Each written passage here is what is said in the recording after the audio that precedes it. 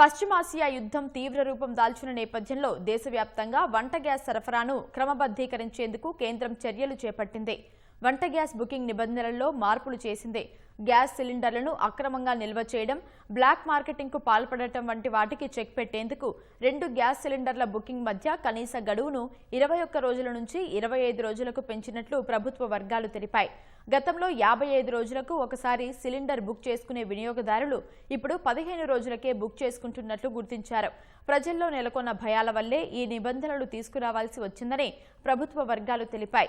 దేశంలో గ్యాస్ కొరత రాకుండా ఎల్పీజీ ఉత్పత్తిని తక్షణమే పెంచాలని చమురు శుద్ధి కంపెనీలను ప్రభుత్వం ఆదేశించింది. వాణిజ్య అవసరాల కంటే గృహాలకే ప్రాధాన్యం ఇవ్వాలని చమురు సంస్థలకు సూచించింది.